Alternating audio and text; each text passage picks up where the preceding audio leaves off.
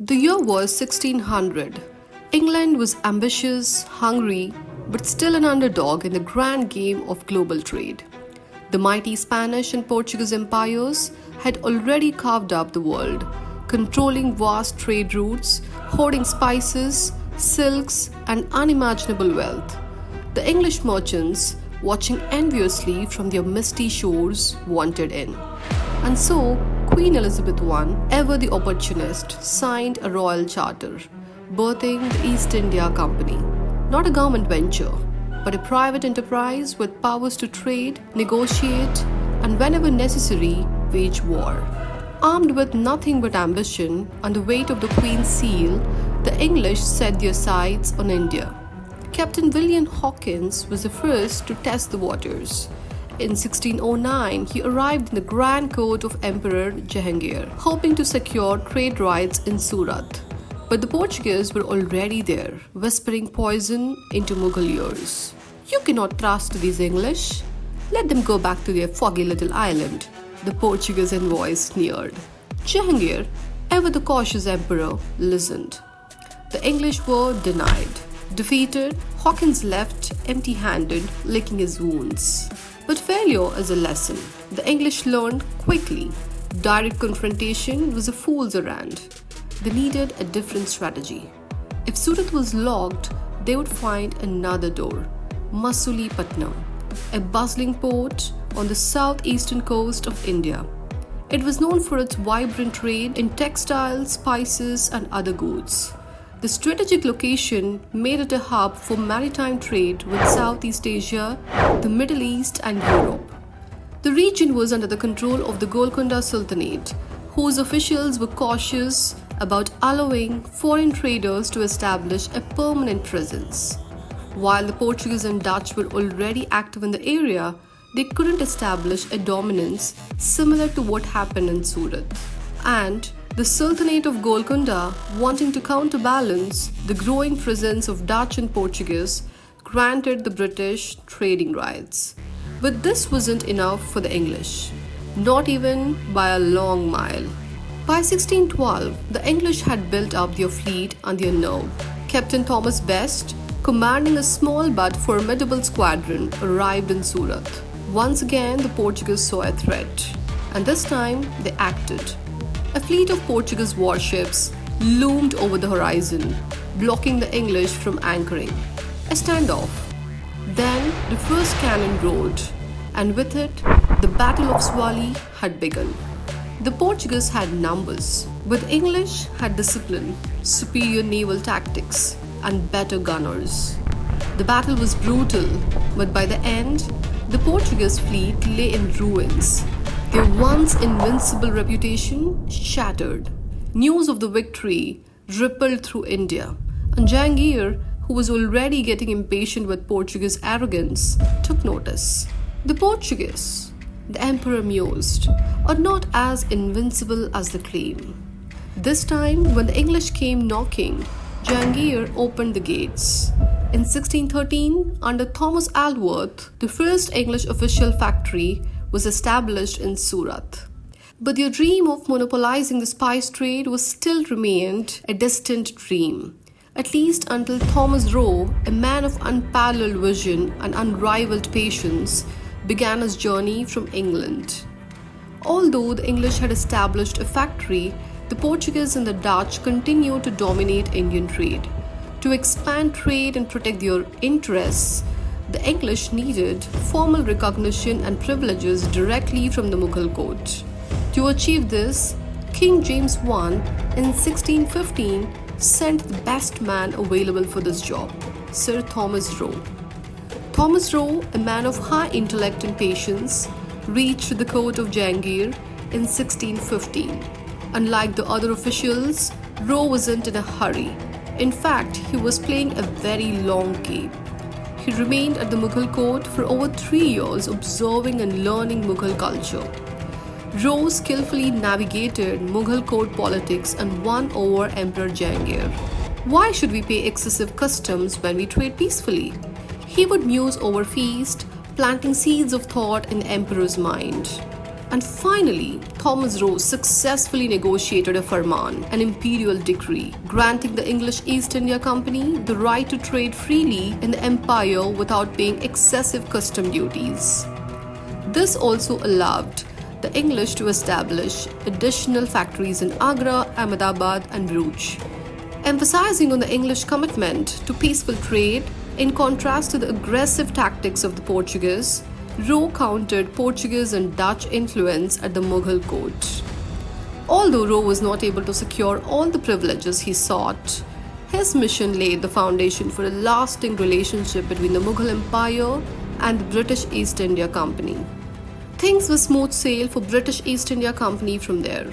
From Surat, the East India Company expanded cautiously during 1610s to 1650. They set up trading posts in Madras, Bombay, and Calcutta. Each of these locations had strategic importance. Surat was a gateway to the rich Gujarat region. Madras gave access to the Coromandel coast. Bombay was a natural harbour gifted to the British as a part of a royal dowry when King Charles II married a Portuguese princess in 1661. But among them, Bengal was of special interest to English. Bengal was one of the wealthiest provinces in the Mughal Empire, known for its fertile lands and thriving industries. The rivers and coastline of Bengal provided easy access for maritime trade, making it a prime location for exporting goods to England and other markets. Commercial and political control over Bengal naturally appeared an attractive proposition to the profit-seeking English merchants. The East India Company negotiated with the Mughal Subedar of Bengal to gain permission for trade, and in 1651, English got the permission to trade in Bengal. Factories were started at Hooghly and other places. But English faced incessant issues from the customs officers who troubled the factory and settlements for additional tolls and payments. Angered and annoyed, in 1682, William Hedges, governor of the company in Bengal, sought the help of Shaista Khan, the Mughal governor of Bengal.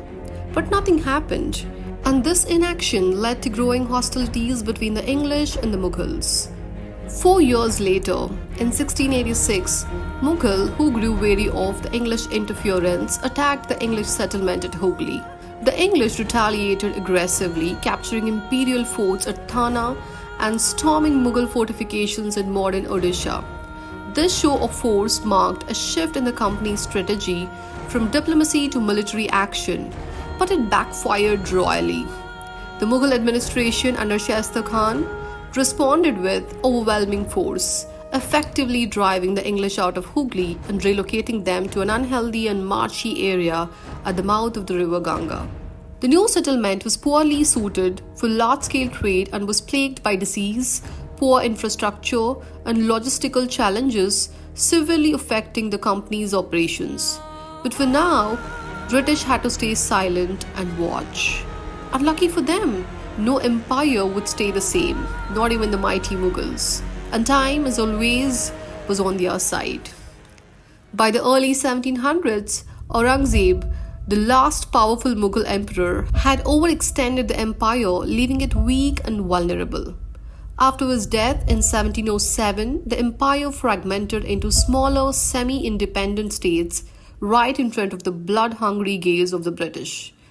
But knowing aggression won't reach them anywhere, British started politics of negotiations and diplomacy, exploiting the power vacuum and the weak-willed rulers of Mughal Empire. In 1715, an English mission, led by John Surman, arrived at the Mughal court, bearing gifts, silver, and even European medicines. Mughal Emperor Farrukhsiyar, suffering from illness, was intrigued. When the English doctors treated him successfully, he saw them in a new light. "What do you desire?" the emperor asked. The Englishman named their price: exclusive trading privileges. Pleased by the gifts and the effect of medicines, Mughal Emperor Farrukhsiyar issued 3 famous Farmans, giving the company many valuable privileges in Bengal, Gujarat, and Hyderabad. Due to the importance of these Farmans, they were regarded the Magna Carta of the company. Under this agreement, company received permission to issue passes for their goods. They were allowed to rent any land in Calcutta. They were freed from duties and charges in trade across Hyderabad. An annual charge was decided for company to do trade in Surat. Added to all this, the currency minted in Bombay was granted official status across the Mughal Empire, facilitating smoother trade and giving the company greater control over monetary transactions. Farrukh Shiah's plan was simple and straightforward. Give whatever the East India Company asks for and make more money. But Farrukh Shah failed to foresee where it would lead. By granting these privileges one by one, Farrukh Shah inadvertently diminished the Mughal Empire's control over trade and revenue collection in almost all the key regions. The issuance of Farmans undermined local officials, causing tensions between the central administration and regional authorities. And the emperor's reliance on the English for medicinal and financial aid exposed the Mughal Empire's vulnerabilities and set a precedent for foreign intervention in imperial affairs. In one stroke, the English had gained power beyond what they had ever dreamed. But the power breeds resentment. By the end of 1717, the English East India Company stood on the precipice of something far greater than trade. But this was only the beginning. The company had acquired privileges, yes, but not without creating enemies. In Bengal, the local Nawabs fumed at their growing power, while rivals in Europe plotted their next moves. A storm was brewing on the horizon, one that would forever alter the course of history, one that would change everything for years to come.